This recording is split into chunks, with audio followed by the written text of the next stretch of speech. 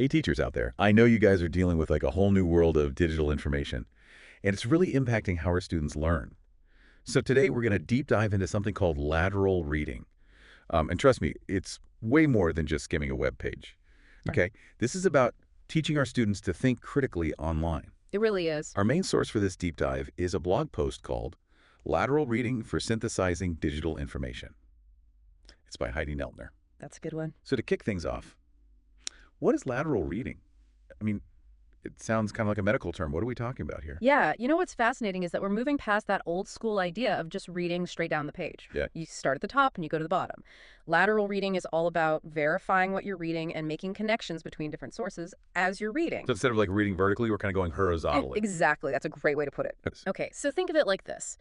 You're online, you see a claim, and you're not quite sure about it. Hmm. Instead of just accepting what you see, you start opening new tabs.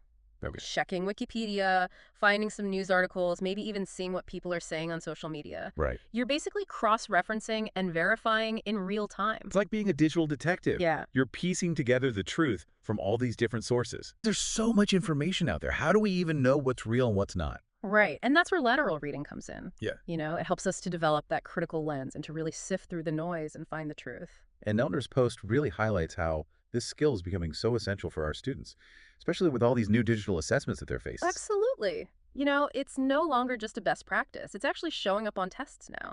These assessments are being designed to mimic real-world online browsing. So students need to be able to navigate multiple tabs, evaluate sources, and synthesize information all under pressure. So it's not just about reading and comprehending. It's about like a whole other layer of skills on top of that. Exactly. And that's why it's so important that we explicitly teach these skills. We can't just assume that students will pick them up on their own. So how do we even begin to teach this? Like, where do we start? What are some tangible things that teachers can do? Well, one of the most important things is to model lateral reading ourselves. Think aloud as you're reading online. Show students how you're verifying information, questioning sources, and making connections between different pieces of content. So kind of like being that detective in front of them, being Mm. like, okay, here's my process. Here's how I'm breaking this down. Exactly. Yeah. Yeah. Make your thinking visible so students can see what it looks like in action. Now, Neltner also talks about these really cool techniques like the SIFT method. Can you break that down for us a little bit? Yeah, absolutely. So the SIFT method is an acronym that stands for Stop, Investigate the Source, Find Better Coverage, and Trace Claims to the Original. You know, it's basically a step-by-step guide for evaluating information online. So like a little checklist that they can run through each time they're encountering something new. Exactly. And it's a great way to help students remember the key steps involved in lateral reading, you know, because it can be overwhelming when you're first starting out. So having that structure can be really helpful. And speaking of overwhelming, I imagine that these new digital assessments can be pretty stressful for students. Yeah. How can we help them manage that cognitive load and really perform their best under pressure? Right. Well, one thing we can do is to provide students with opportunities to practice lateral reading in low-stakes settings. You know, before they have to do it on a high-stakes test, give them a chance to experiment, to make mistakes, and to get feedback in a safe environment. So like kind of building those lateral reading muscles before they're thrown into the big game. Exactly. And we can also teach them specific strategies for managing their cognitive load. You know, things like breaking down complex tasks into smaller chunks, using graphic organizers to visualize information, and taking breaks when they need to. So it's about giving them those tools and those strategies to kind of chunk it down and make it feel less overwhelming. Exactly. And it's also about helping them to develop that metacognitive awareness, you know, to be able to monitor their own thinking and to adjust their strategies as needed. One thing I like to do is frame these activities as mysteries to solve. Give them a question or a statement that really grabs their attention Okay. and have them use their lateral reading skills to get to the bottom of it. You're tapping into their curiosity. Yay.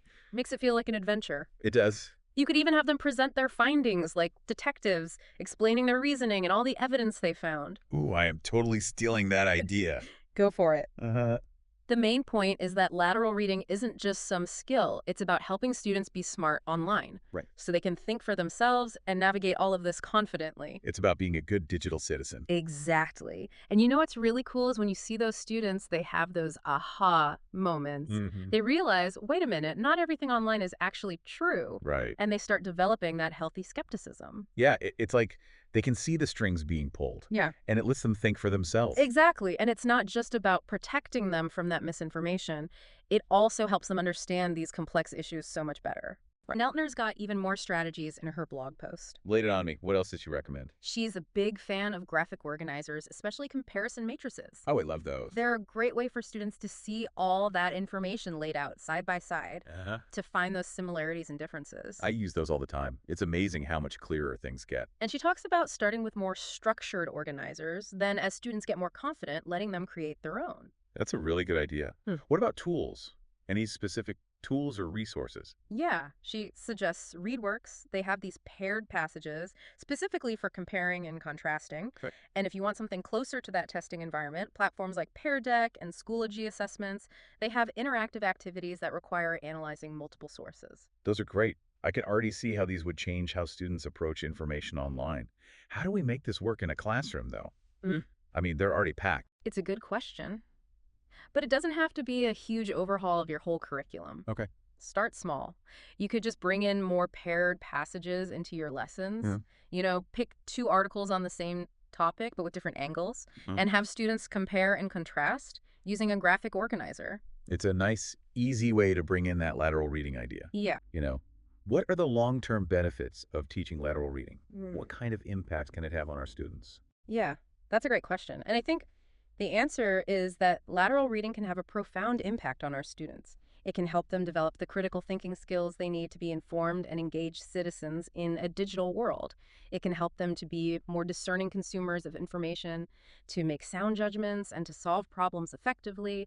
It can help them to be more empathetic and understanding of others and to contribute to a more just and equitable society. So it's really about equipping them with the skills they need to thrive, not just in the classroom, but in life.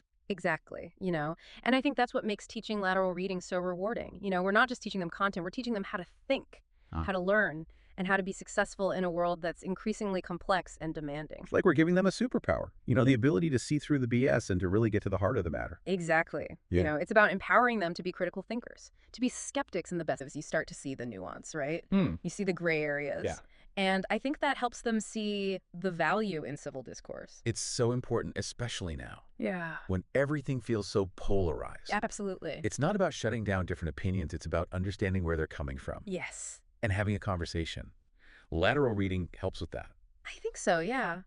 I mean, ultimately, we want our students to be those informed, engaged citizens. Yes. People who can think critically, solve problems, and make a difference. Lateral reading can help them do that. It's a powerful tool. Yeah, So to wrap everything up, it sounds like lateral reading is more than just a skill. It's a way of thinking. it is. Approaching everything with curiosity, a little skepticism, and wanting to learn. It's helping our students become more than just people who read things online. They become thinkers, Yeah. shaping their own path, Yeah. and maybe even the world around them. Well said.